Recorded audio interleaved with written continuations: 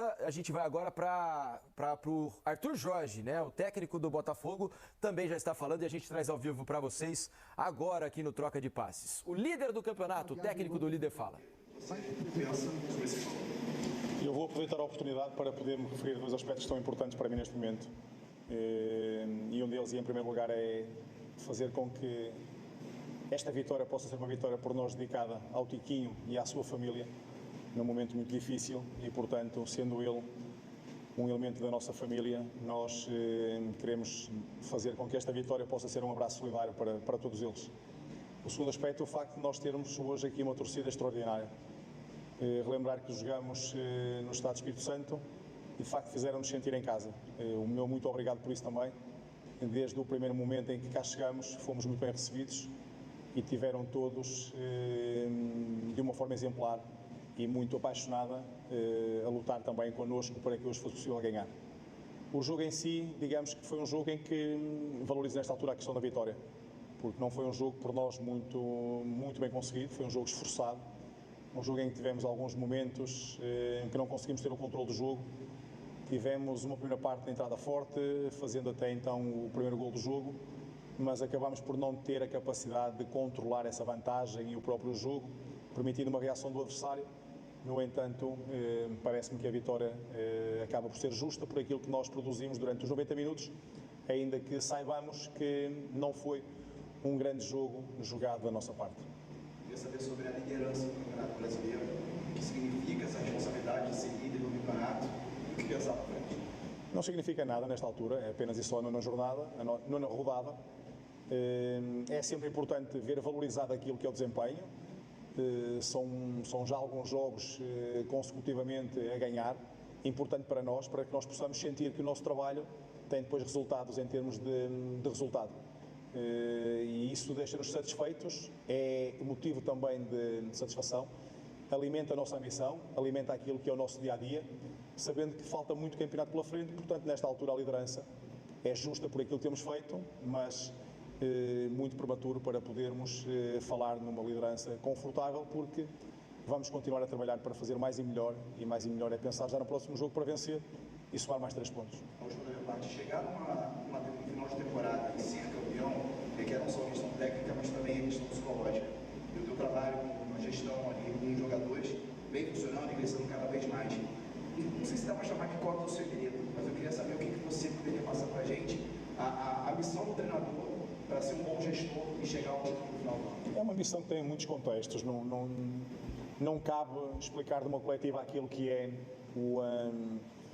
aquilo que nós temos que trabalhar, e isto só se consegue também quando temos atletas, quando temos uma estrutura que nos dá também esta possibilidade de trabalhar confortavelmente, que conseguimos trabalhar de forma com um objetivo comum e onde claramente se nota que é por parte do elenco, da comissão técnica, de toda a estrutura, um projeto muito bem pensado e trabalhado, que nós vamos fazendo o nosso caminho. Portanto, há ainda muito caminho pela frente. Aquilo que nós procuramos fazer é trabalhar seriamente em cada um dos dias, com grande empenho, com grande dedicação, grande foco em cada um dos jogos que temos pela frente e, paralelamente a isso, existe uma série de contextos que nós temos que criar e resumo isso numa complicidade muito grande naquilo que é a comissão técnica e o elenco, para que possamos ter uma ideia comum, uma ideia que é de grande trabalho, de grande espírito de missão, e isso depois tem resultados quando conseguimos vencer adversários fortes, difíceis, como este Grêmio que nós hoje tivemos aqui pela frente. Boa noite, Mister. Eu queria que você falasse, por favor, sobre o apoio da torcida capixaba hoje no Botafogo.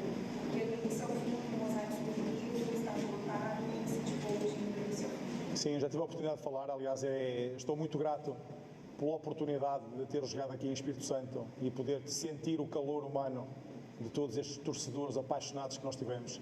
Não se resumiu o seu apoio àquilo que foi a presença aqui no estádio, desde o primeiro dia, desde ontem que nós cá chegamos. Tivemos uma recepção ótima no próprio hotel, tiveram sempre presentes, fizeram-nos sentir importantes, fizeram-nos sentir que não estávamos sozinhos, e hoje aqui no estádio foi uma demonstração massiva, muito forte, muito clara, de que mesmo jogando fora, em todos os contextos, sentimos em casa, e isso deve-se claramente àquilo que foi a paixão destes torcedores, que hoje também nos ajudaram a chegar à vitória, e é uma vitória que eu aproveito também para dedicar a todos eles de uma forma muito humilde, porque sem eles não conseguimos nunca atingir o sucesso que procuramos. Muito obrigado. Tá aí o técnico Arthur Jorge falando sobre a vitória do líder do campeonato, Botafogo. Sabe o que a gente estava conversando aqui? Até tem aqui na hashtag Troca de Passe, tem um torcedor questionando o porquê do Grêmio ter escolhido jogar em Cariacica. Olha só. O Sebastian Justo diz o seguinte: o Renato vive reclamando das viagens. O Grêmio jogou quinta-feira no Rio, ficou na cidade, treinou no CT do Fluminense e viajou para jogar em Cariacica, no Espírito Santo, contra o Botafogo. Não podia ter ficado no Rio, jogado no Maracanã ou mesmo no Engenhão, com o seu mando? Pelo que eu entendi, o que eles não queriam de jeito nenhum é jogar no Engenhão, na grama sintética. Agora, e tem show no Engenhão hoje também, né? Tá tendo um show do Natiruts lá no Engenhão. Ao mesmo tempo, não sei se é uma grande vantagem você fazer 2 jogos, um em Cariacica, depois a volta em Brasília, onde provavelmente você vai ter a torcida do Botafogo em maior número nos 2 jogos. Talvez fosse mais interessante jogar em Curitiba, no Couto Pereira, onde o Grêmio tem sido muito forte lá, né? Pelo menos o seu torcedor tem conseguido colocar 20, 25, mas aí ele jogaria no perto de 30 mil pessoas. Mas aí, pelo menos, você joga um jogo com a sua torcida. Eu acho que tem lados positivos e negativos em cada escolha. O Renato explicou mais ou menos a coletiva dele. Prioridade, diante dessa possibilidade de um acordo entre os clubes, foi evitar que um dos jogos fosse na grama sintética. Acho que talvez... Às vezes nem pela grama sintética, que o Botafogo jogaria em casa, mas o Grêmio não. É porque ele se referiu assim, então... Porque às vezes se fosse para mandar o jogo como tem o show hoje também, não conseguiria mandar nem no Engenhão, né? Para fazer o... E aí seria uma inversão. Não sei como a inversão, até jogar na arena, não daria tempo de recuperar a arena, não teria essa certeza. Pode ter sido por isso, então 2 campos neutros para ninguém jogar nenhum jogo em casa. Acho que o impacto da diferença tende a ser maior hoje do que em Brasília. E o Botafogo tem torcida nacional, o Grêmio também tem a sua torcida nacional. Acho que hoje, pela proximidade, pela questão de distância, questão também de concentração de torcida, eu acho que hoje tendia, de fato, a ser quase uma inversão de mando disfarçada, né? E uma vez acordado, né, acho que a diferença vai ser menor e o estádio maior também, né? Outra situação. E já está demonstrando que jogar com o Botafogo em qualquer lugar não vai ser fácil. Porque, assim, jogar bem ou mal, o Botafogo, ele atingiu um certo nível de ser aquele time perigoso. Então ele vai conseguir acertar algo. Ele tem sido um time eficiente que está exalando confiança. Eu não domino, não criei a maioria das chances e tal, mas aquele jogo você vai ter que estar atento com ele o tempo todo, ainda mais por causa do Júnior Santos. Então ele pegou uma dinâmica de jogo que ele se torna perigosíssimo em qualquer lugar. É verdade. O Cláudio Portela, nosso editor sempre atento aqui ao programa, está dizendo que o Botafogo tentou o Maracanã para esse final de semana, mas não liberaram por conta do gramado, que a ideia dos clubes era inverter o mando. Então fazer esse jogo com o mando do Botafogo no Maracanã. Quinta e sábado no Maracanã. Isso, inverter o mando. E esse jogo ser feito hoje no Maracanã e não em Cariacica, para no segundo turno o Grêmio jogar com o mando dele, se não tiver arena ainda, né, que é possível que não aconteça. Talvez no Couto Pereira, onde ele tem conseguido colocar bastante torcida, algo assim. Enfim, não deu certo. A gente vai para o rápido. É uma coisa séria para a gente aplaudir.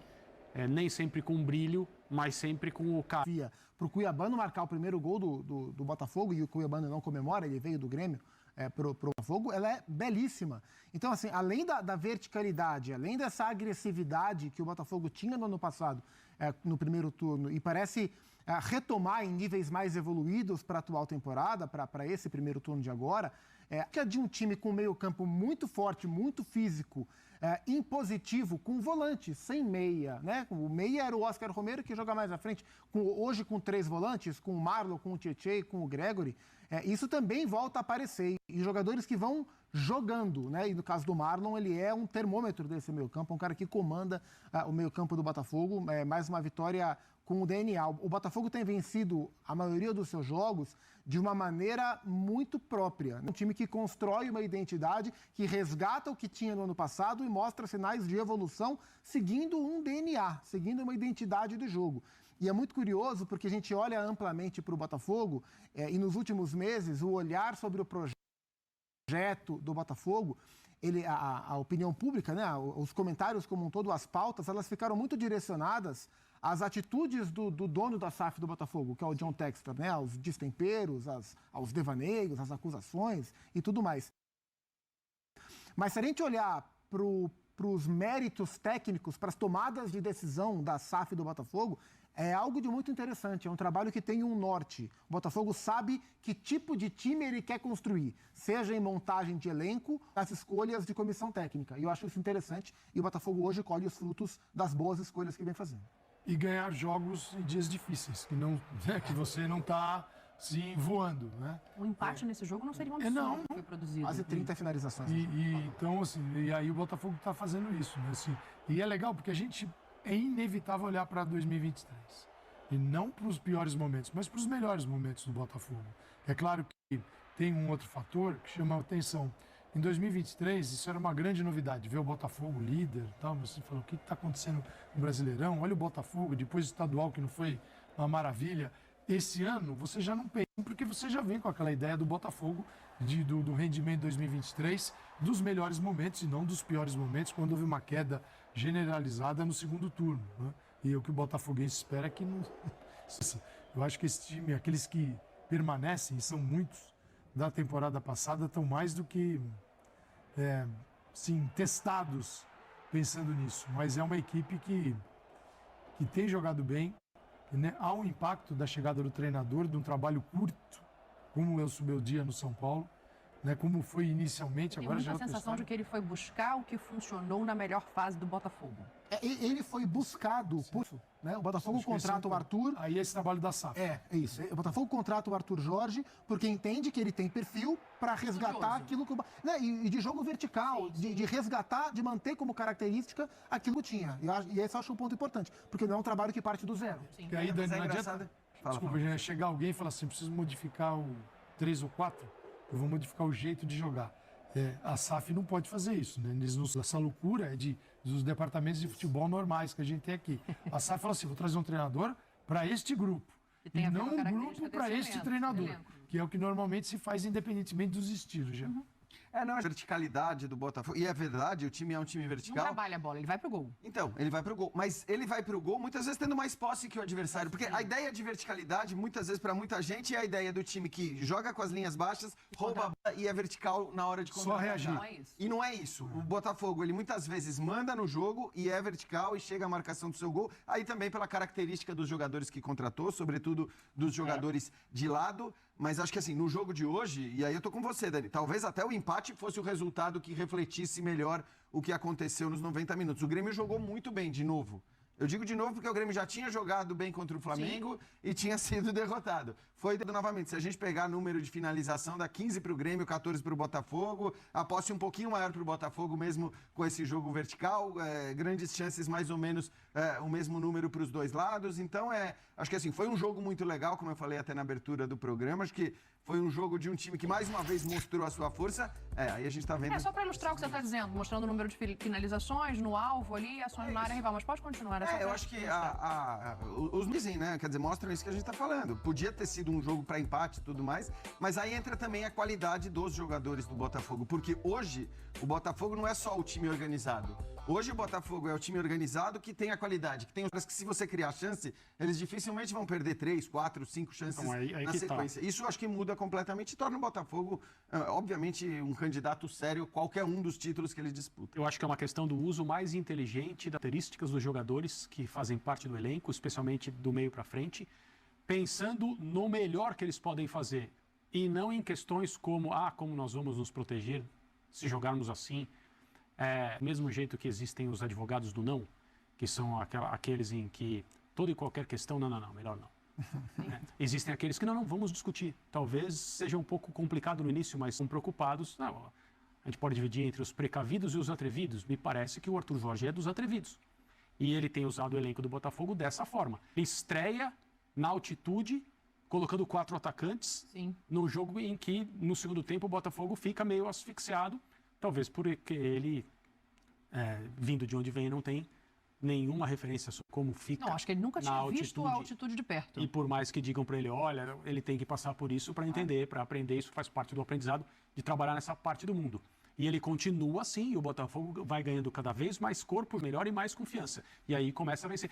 Pelo Campeonato Brasileiro, perde um jogo no Mineirão logo no início também, empata no fim, leva o 3-2 no fim do fim. Mas não, ele em nenhum momento se desviou daquilo que pensou em fazer desde o início.